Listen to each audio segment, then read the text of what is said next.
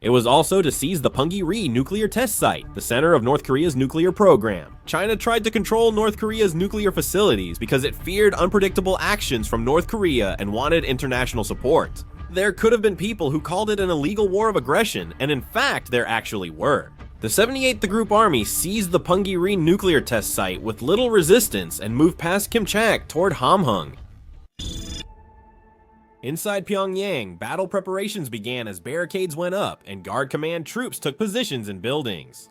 Kim Joo-hyun took shelter in the Central Committee headquarters underground bunker for safety. General Guak Chang-sik of the Guard Command was prepared to risk everything in this battle for Pyongyang. Currently, Chinese troops have started to gather one by one north of Pyongyang. Already, the number of Chinese brigades had increased to 4. The Chinese military assigned the 78th Group Army, including the 78th Artillery Brigade, 8th Combined Brigade, 202nd Combined Brigade, and 2025th Combined Brigade to secure North Korea's nuclear facilities and security in North Pyongan Province, while planning to deploy the 79th Group Army in Pyongyang. It was truly an all-out war. General Guak Chang-sik, however, had one thing he relied on. Urban combat in modern warfare is hellish. Of course, North Korean buildings themselves aren't that sturdy, but North Korea has also been preparing for war for well over 70 years. Therefore, Pyongyang has air raid shelters and combat-ready buildings throughout the city.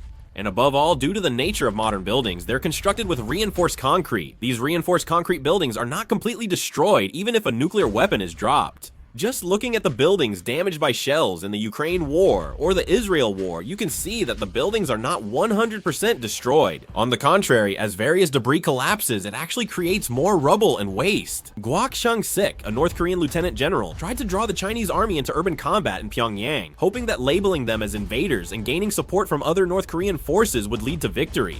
However, as I mentioned, communication was not functioning smoothly. In battles like this, information and communication play a very important role. When fighting, everything is made up of isolated points. But to connect those points, you need a long line, and that line is communication.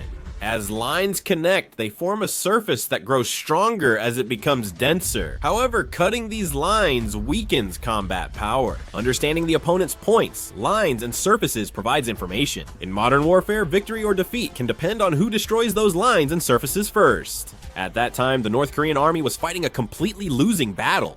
It makes sense. How can an army that never trains with others and only fires a few rounds a year fight effectively? That's only possible in novels. Every army must consider all situations. When communications are cut off, you must create countermeasures and use emergency repair teams to restore the network quickly. If nothing else works, you have to use messengers to share information. In modern times, due to North Korea's characteristics, there were no available reserve assets, and since there was no electricity, communication couldn't be carried out smoothly, so everyone was scattered according to their own plans. This made the Battle of Pyongyang end anticlimactically. The Chinese airborne troops advanced through the relatively weak southern defenses of Pyongyang and attacked the southern part of the city. When the panicked North Korean Guard Command moved south to provide support, the northern defenses were also weakened. At that moment, the entire Chinese 79th Group Army struck from the north, breaking through the Pyongyang defensive line. Some North Korean soldiers, forced to retreat by Jo Sejong-hak Seon, surrendered early, breaking the defensive line. Others had to surrender after fighting when faced with Chinese armored vehicles. In any case, Pyongyang ended up falling. The Chinese army swiftly took Kim Joo-hae and Guak Chang-sik, seizing key facilities controlled by Kim Joo-hae's faction, including the Ministry of National Defense, Strategic Forces, Special Operations Forces, Reconnaissance General Bureau, Guard Command, Workers' Party of Korea, Civil Defense Department, and Missile General Bureau. And they even took control of the major facilities in Pyongyang. It only took them 4 days to accomplish all of this. North Korea had effectively fallen into China's hands. Kim Hae-juk then returned to Pyongyang. Concerned Kim Joo-hae could become a political rival, he publicly vowed to protect her at home and abroad. Kim Hae-juk stared intensely at Kim Joo-hae and, rather than assuring her safety, threatened her to obey. He plans to use this situation like the regency system of the Joseon dynasty. Kim Hae-juk intended to handle everything alone, making Kim Joo-hae a puppet. In fact, there was no difference at all from the thoughts of General Guak Chang-sik of the Guard Command, and Kim Hae-juk used every possible means to seize power. He regained control of the nuclear sites, formed the Chinese People's Liberation Army locally, and caused the unexplained deaths of Kim Jong-un's other children. He killed Guard Commander Guak Chang-sik with anti-aircraft guns and ruthlessly purged all officials and soldiers who backed Kim Joo-hae. It was a bloody Tuesday.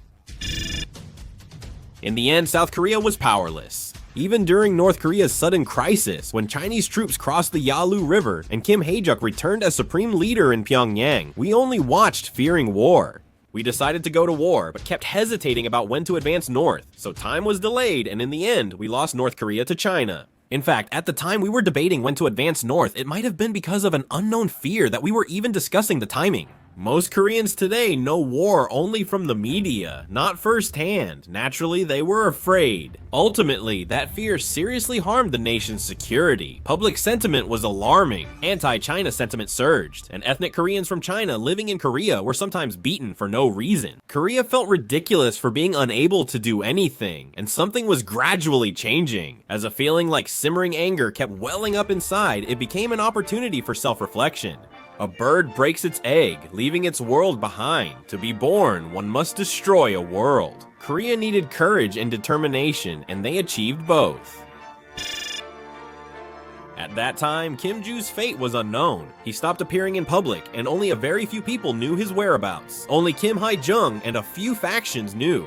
Kim Hae-jung began appointing cabinet members to her liking in order to regain control of the North Korean regime. This is when China began increasing its involvement, gradually appointing pro-Chinese figures to North Korea's cabinet. China finally succeeded in achieving its long-held dream of gaining access to the East Sea by force. However, there were certainly side effects to this. When you gain something, you also lose something.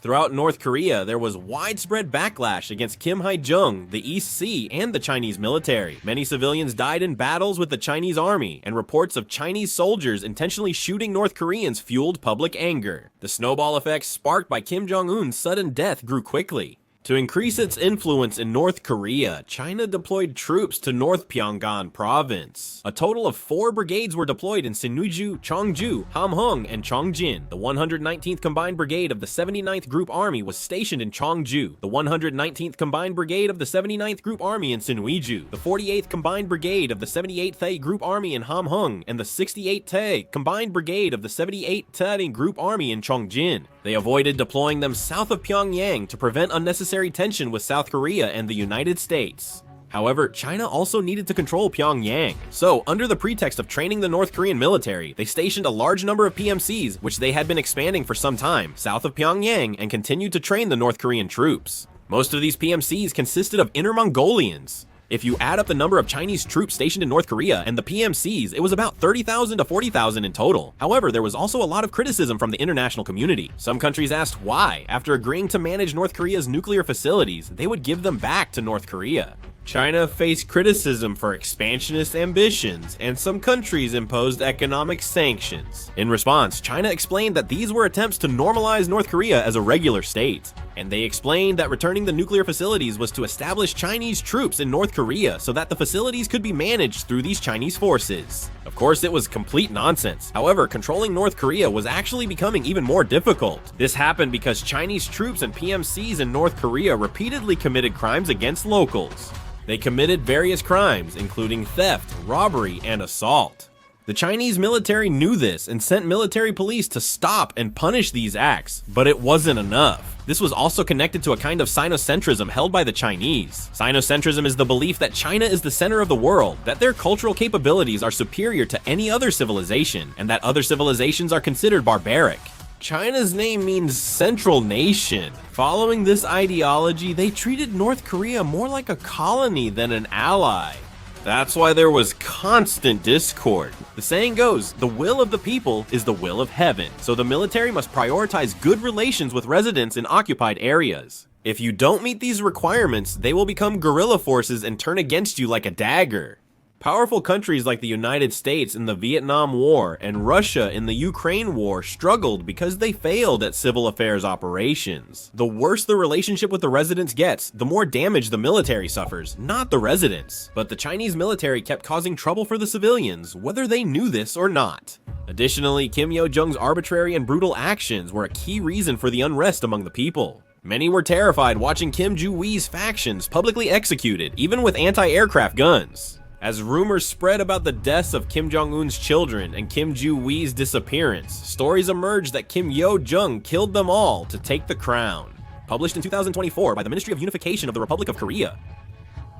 The report on North Korea's economy and society includes predictions about Kim Jong-un's approval rating. The report states Kim Jong-un's approval rating in 2024 was 14.5%. In a democracy, that approval rating would have made them a lame duck. Approval ratings among the Pyongyang elite and people in their 20s were even lower. After Kim Jong-un's sudden death and Chinese intervention, support for Kim Yo-jong fell to single digits. Public sentiment was interesting, while North Korea remained very conservative. In North Korea, there is resistance to the idea of a woman daring to become a leader. North Korea maintains a male-centered, conservative Confucian culture, and these cultural customs also have a negative impact on Kim Yo-jong. Even as a dictatorship, North Korea couldn't fully ignore public sentiment. Above all, there were even some soldiers within the North Korean military who did not follow Kim Yo-jong. Some people grew more fearful after witnessing the brutal death of the Guard Command's commander.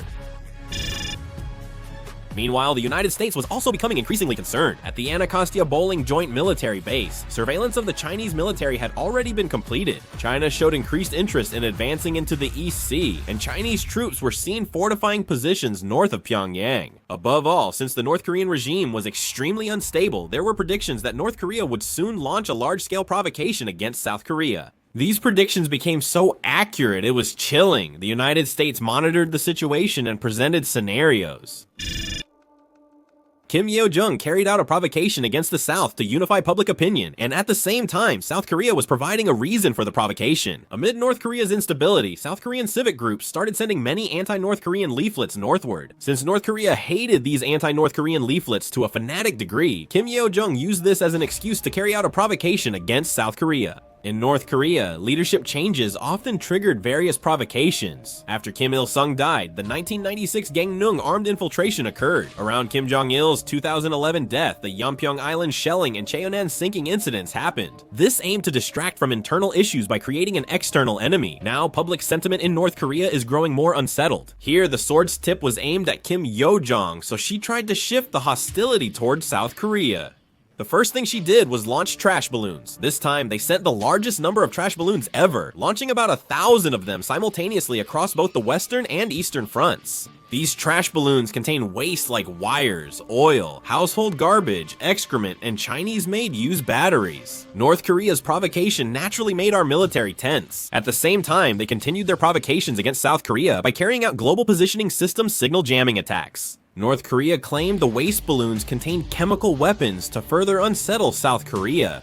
No one was actually inside, which made things chaotic at the CRT. CRT is a rapid response team in the chemical, biological, and radiological defense unit, like a quick reaction force. When a North Korean chemical weapon attack was expected, they had to locate and handle all the waste balloons for safety. The South Korean military couldn't simply shoot them down.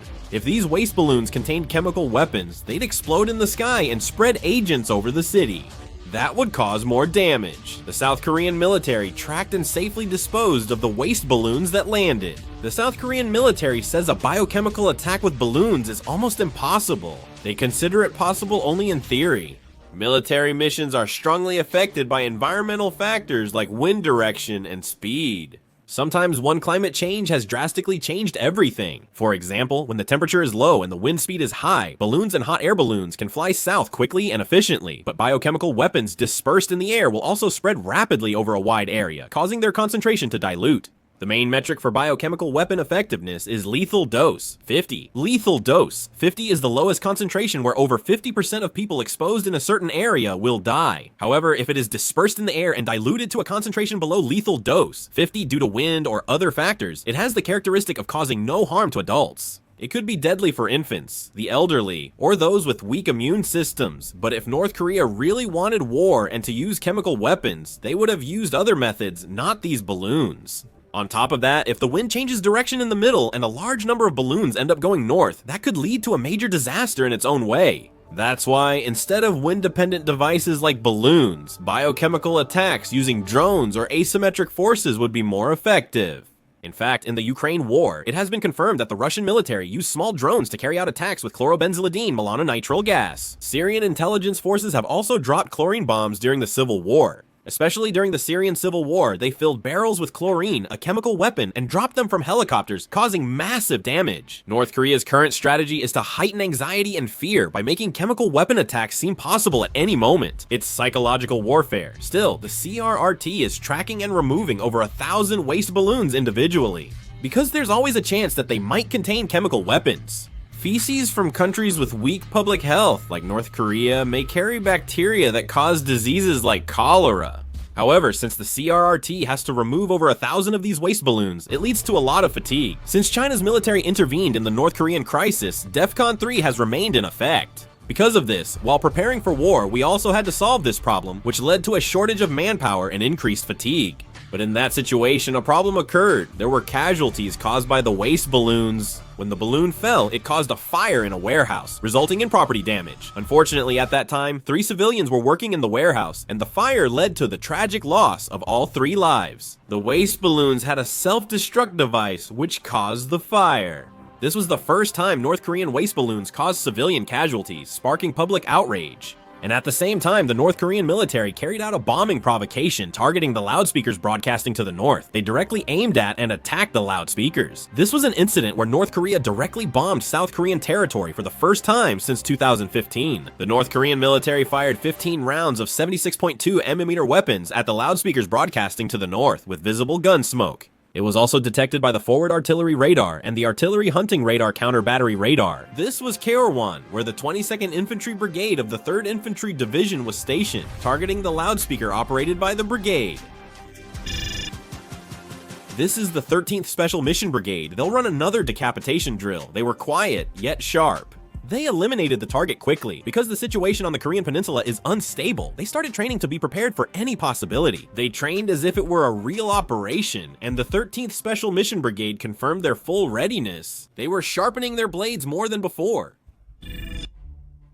Kim Hyo-jung was preparing for an even bigger provocation. In this situation, the South Korean military would inevitably have to respond, and Kim Hyo-jung was thinking of launching another provocation in response to that. To this end, Kim Hyo-jung personally dispatched the Investigation Guidance Department and the Security Bureau and was even commanding them herself. She deployed them and staged the provocation out of concern the North Korean military might disobey orders. However, Kim Hyo-jung was not at all afraid of South Korea's response. South Korea knew Chinese troops were in North Korea, and several Chinese private military companies operated in Pyongyang and further south. North Korea has provoked conflicts and neared war several times, but as you can see, an actual war has never happened. So Kim Hyo-jung judged that even if she strongly provoked South Korea wouldn't have the capability to actually start a war anyway. Kim Hyo-jung has been so aggressive, even using vulgar language in official statements, that you might question her dignity. There are no official rules for diplomatic language, but it's generally expected to use refined speech rather than personal insults and attacks. Yet she behaves like this. Kim Hyo-jung is actually considered to have a very rough and violent personality. At the same time, she is also described as ruthless. Because of this, Kim Hyo-jung acted this way to win over the divided North Korean military and to show that she is the supreme leader of North Korea.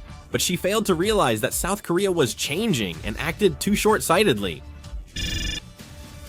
To help end the North-South Korea standoff, the United States and China held another closed-door meeting. This was the 5th time. The meetings continued due to their differing views. They discussed how to handle United States forces in Korea and the roles the United States and China would play if war broke out. It seems that the atmosphere in this meeting turned sour, since China has already played the nuclear card, and because of North Korea's waste balloons causing casualties and another bombing provocation on South Korean soil, the people were first terrified, but that fear soon turned into anger. Public opinion shifted to insisting that North Korea's overwhelming attacks and all Chinese troops on the Korean peninsula must be driven out. China's online comment army, the Womao Party, tried to manipulate public opinion, but it was meaningless. Without strong retaliation against North Korea, the Blue House was nearly burned down by the people who had reached their limit. Meanwhile, the hotline between South Korea and the United States was finally established. This allowed South Korea and the United States to communicate quickly, with the United States mainly establishing it to ease South Korea's concerns and prevent unilateral actions, because the behind-the-scenes talks between the United States and China haven't been properly concluded yet. Within 20 minutes of the bombing provocation, all villages near the demilitarized zone were ordered to evacuate, and 3 minutes later, the Blue House issued an emergency order to convene the National Security Council. It was a situation right before war broke out. Tasks that once took an hour or two are now much faster. Then, the 3rd Division was ordered to strike the North Korean military guard post. After North Korea's military bombing provocation, we wanted to show them a proper response. The 635th Artillery Battalion, which operates K9 self-propelled howitzers and trains often, was assigned to this task due to their experience. The 635th Artillery Battalion fired 36 6-inch shells at the North Korean military's guard post, destroying it. An estimated 6 North Korean soldiers died destroying this guard post. Only 6 North Korean soldiers died in the guard post as destruction because the main structure is underground, not above ground. Currently, all North Korean GPs are interconnected command posts. Even if you destroy the above ground GPs, you can't eliminate them all. The South Korean government was aware of this fact, which is why they directly targeted and attacked the GPs. They were walking a fine line to some extent, and at the same time, other operations were being carried out in different areas. This place is Nampo. Before Chinese forces infiltrated, South Korean army and special forces had already secretly entered the area. Retaliatory attacks continued, with special forces sneaking into Nampo port to plant and detonate bombs on warehouses, ships, and warships. They had no idea the South Korean army was behind it, and the scale was unimaginable. Nampo port grew historically alongside Pyongyang and Nampo after its opening. Currently, it has emerged as one of the major trading ports on the west coast. To put it in Korean terms, you can think of it as a relationship similar to that between Seoul and Incheon. Much of the cargo from Nampo port is sent to Pyongyang. Recently, China has been bypassing sanctions and supplying weapons and goods to North Korea via Nampo port after trade and logistics had sharply declined due to those sanctions. But when the warehouse at Nampo port exploded, its impact was even greater than expected.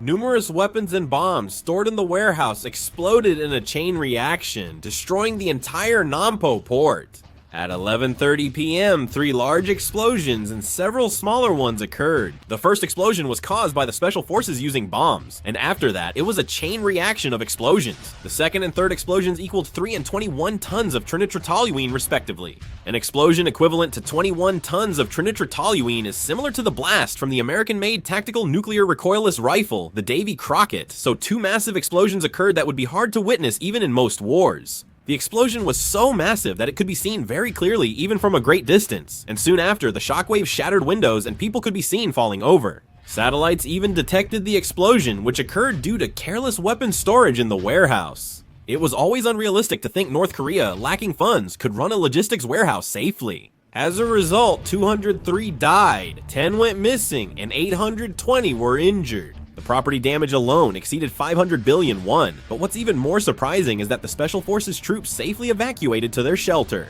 The conflict kept escalating like an escalator. Subtitles provided by Baydal Minjak. Subtitles provided by Baydal Minjak.